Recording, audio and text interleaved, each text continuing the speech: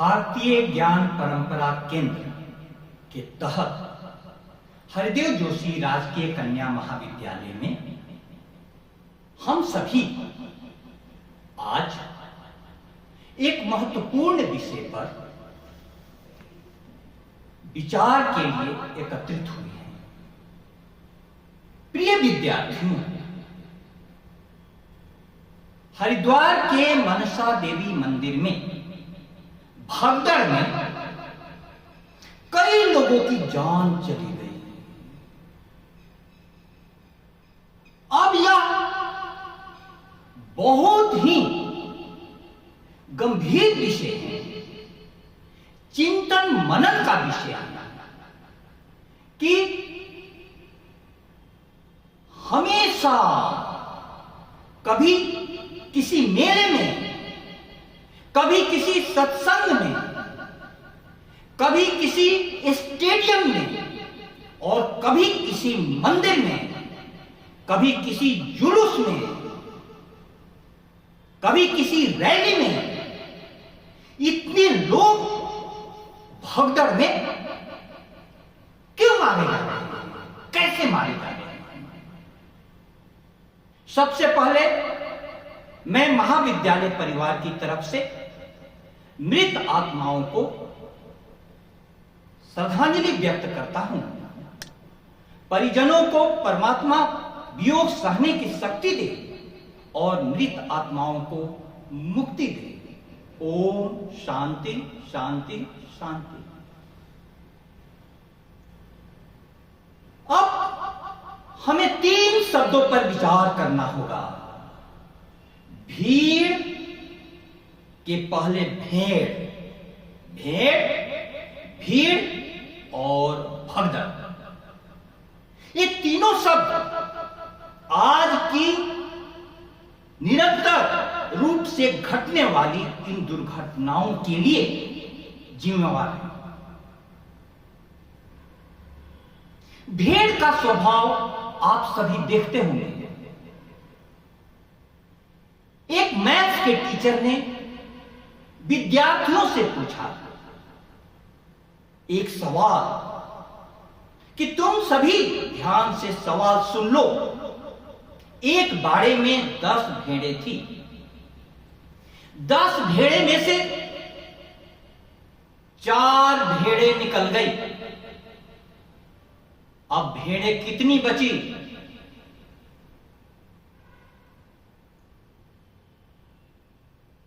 एक विद्यार्थी ने हाथ उठाया।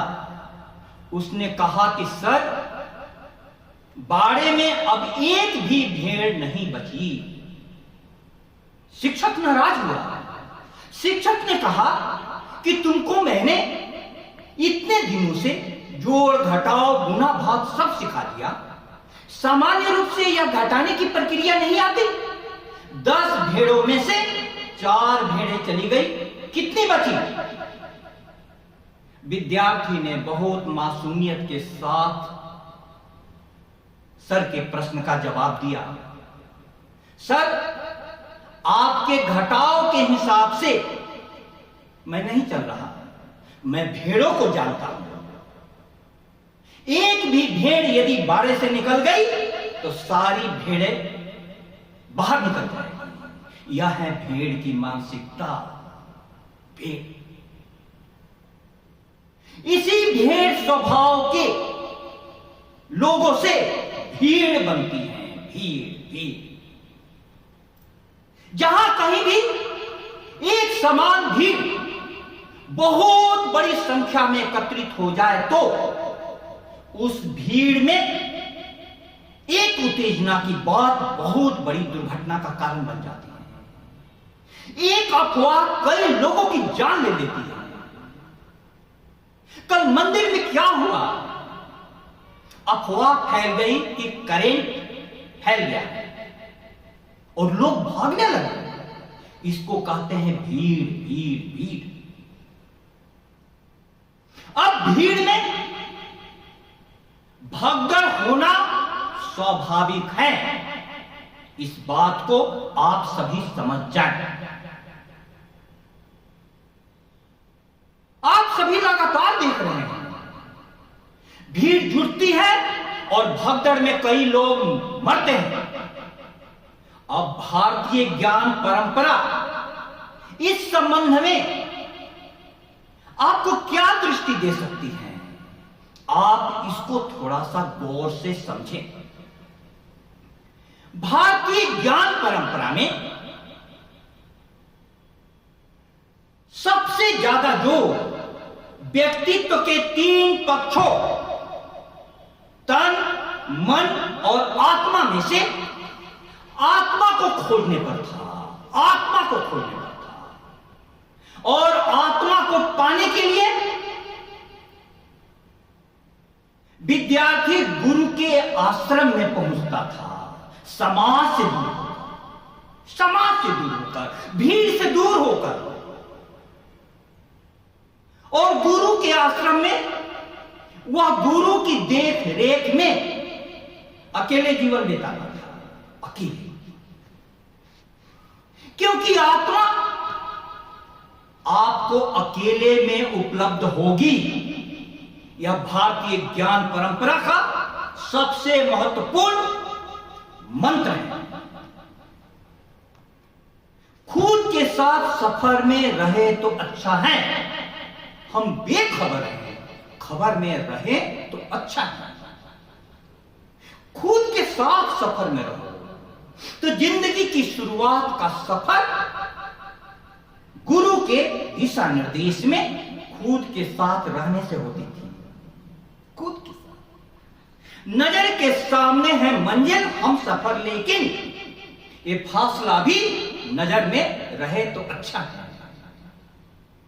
मंजिल कहां है? मंजिल हमारे अंदर में है। भारतीय शिक्षा दर्शन मंजिल हमारे अंदर में है। हम किसको ढूंढ रहे हैं? कहां ढूंढ रहे हैं? कबीर साहब कहते हैं, ना मैं मंदिर ना मैं मस्जिद ना काबे कैलाश में, मुझको कहां ढूंढो रे बंदे, मैं तो तेरे पास हूं, मैं तो तेरे पास हूं। हम जहां भी जा रहे हैं उस भीड़ के हिस्से बन जा रहे हैं, और जो भी जा रहे हैं भेड़ की मानसिकता वाले लोग हैं। हमारी शिक्षा इस भेड़ की मानसिकता से मुक्ति की शिक्षा है। भेड़ मत बनो। फिर से वो छोटी कहानी सुना दूं जो कि स्वामी विवेकानंद बार बार कहते थे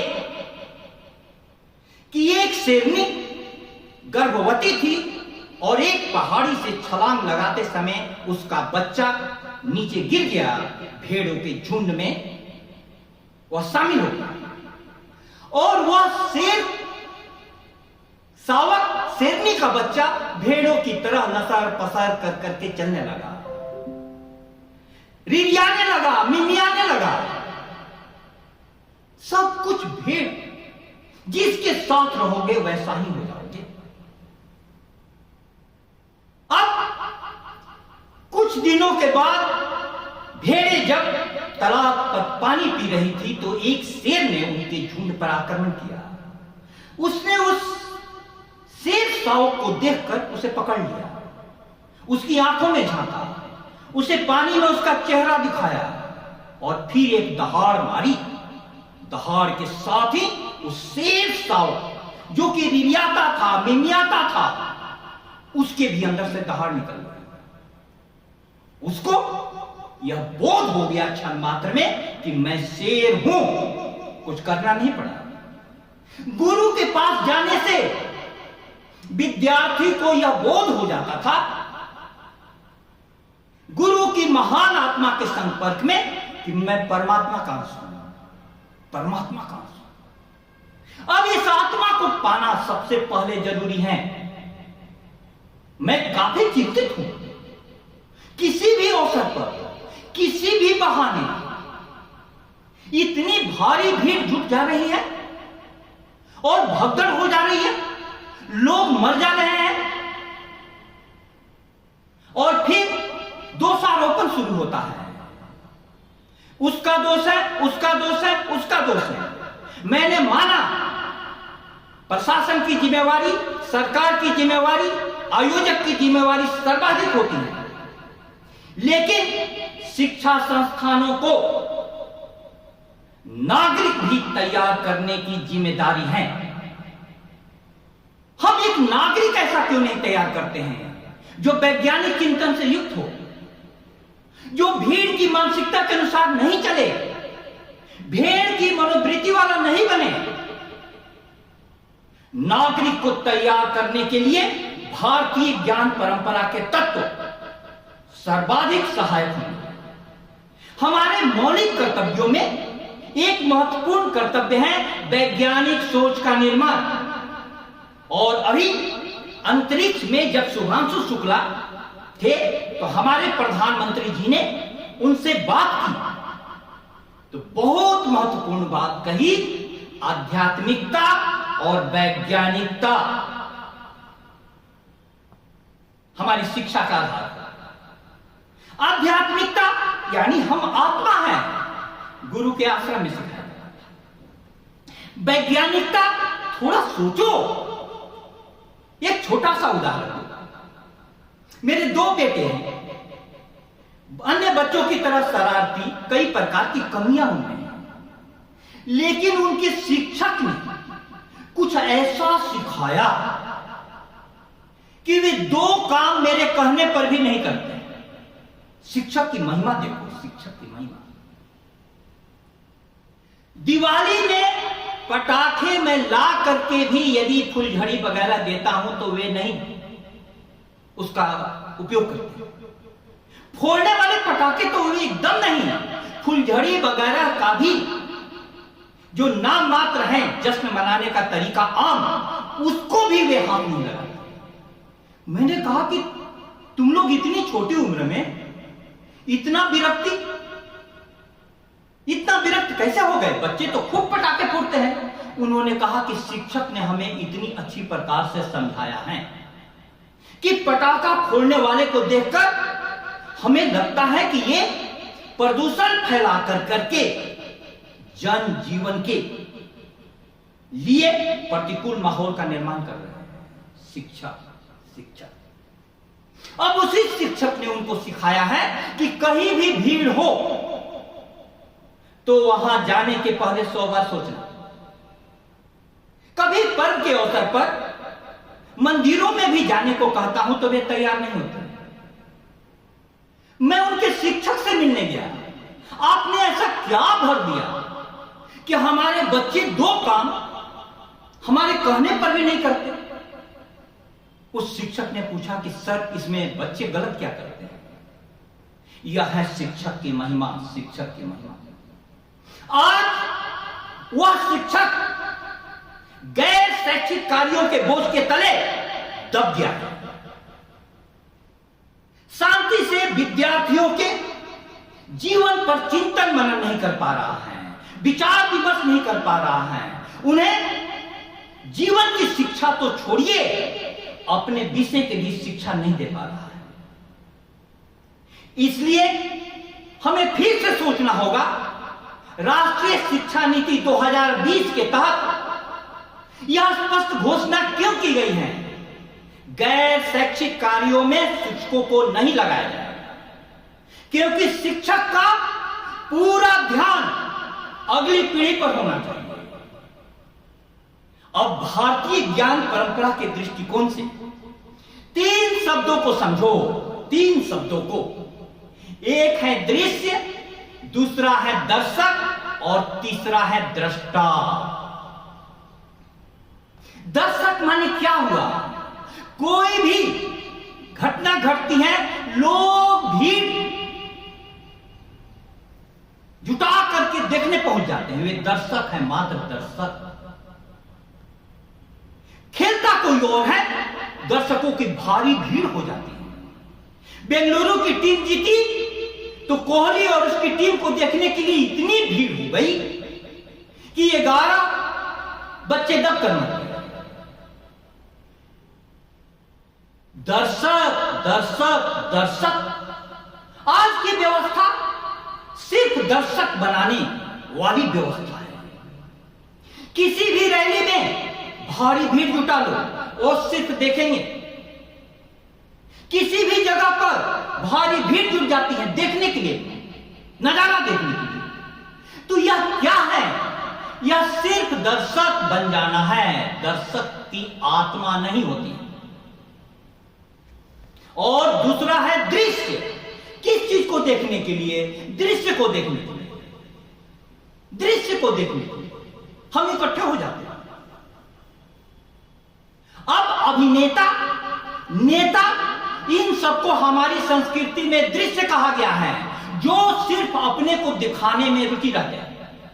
और इन दृश्य की जान किसमें होती है? दर्शकों में।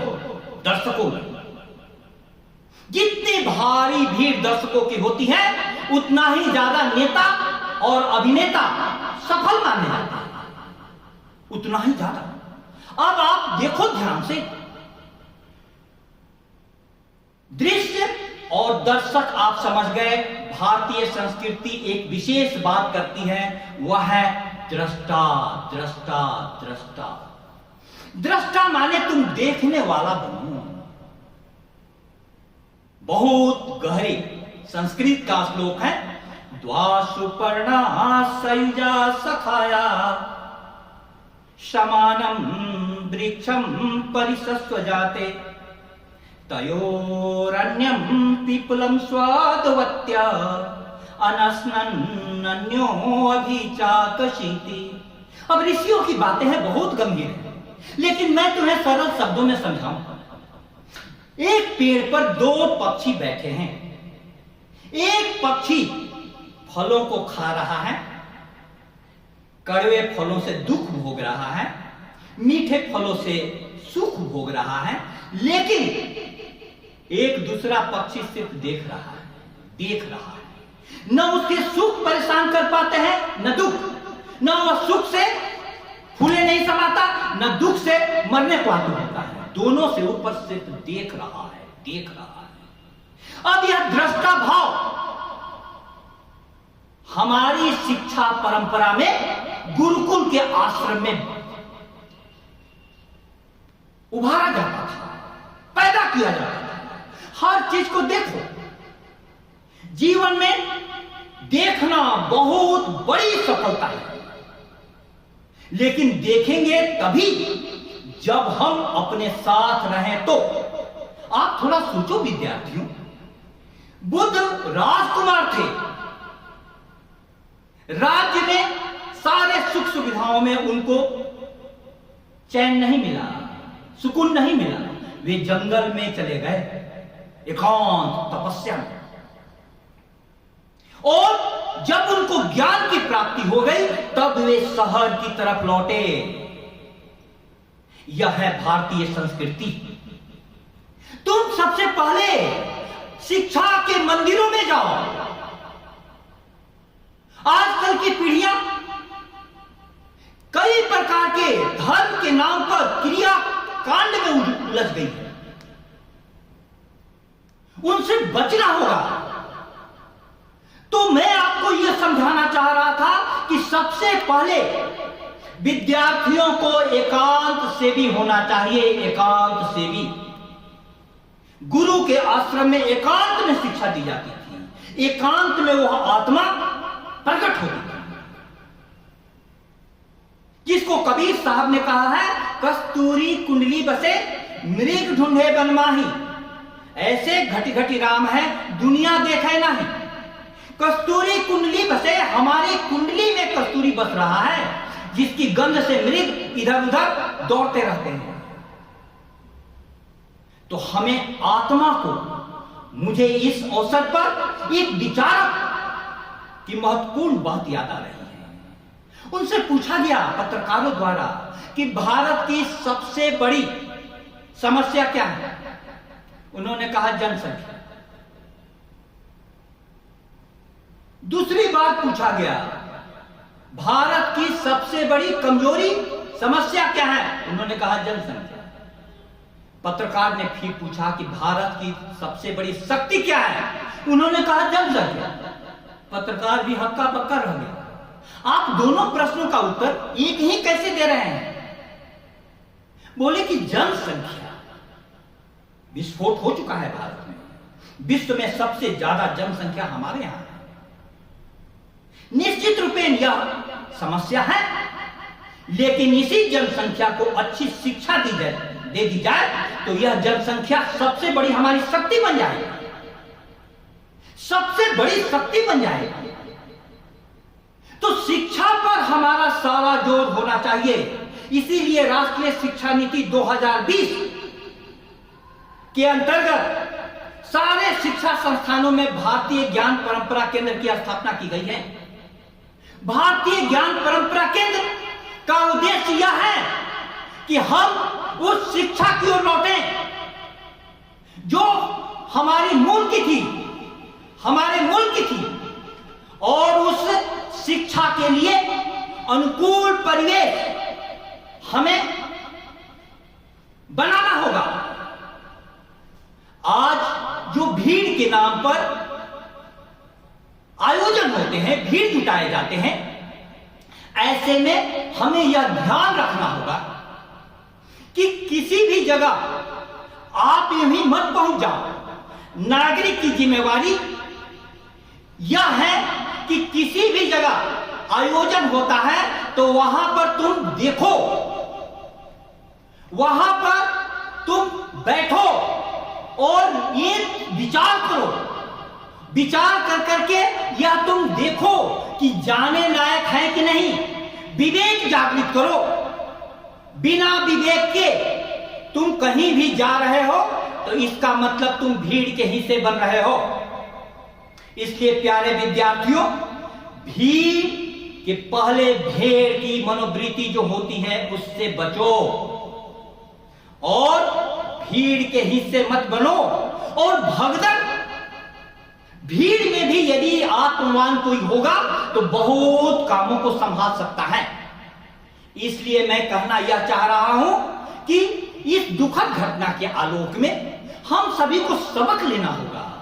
सारी जिम्मेवारी सिर्फ सरकार की और प्रशासन की नहीं होती है, नागरिक धर्म भी होता है। हमारे कुछ कर्तव्य हैं भारत के नागरिक होने के नाते। उस नागरिक होने के नाते सबसे बड़ा कर्तव्य है कि गुणवत्तापूर्ण शिक्षा प्राप्त किया जाए, और दूसरा कर्तव्य है आत्मा को जन्म दिया जाए। हम सभी इन दोनों बातों से, मूल परंपरा की बातों से दूर होते जा रहे हैं। इसलिए एक कविता की कुछ पंक्तियां ध्यान से सुन लो। भीड़ का साथ निभाने की जरूरत क्या है? लोग पत्थर हैं, मनाने की जरूरत क्या है? अपने कदमों पे भरोसा तो करो ऐ हमदम, इन कदमों को जमाने की जरूरत क्या है? जिंदगी अपनी, कदम अपने, है मंजिल अपनी, राह चलने को बहाने की जरूरत क्या है?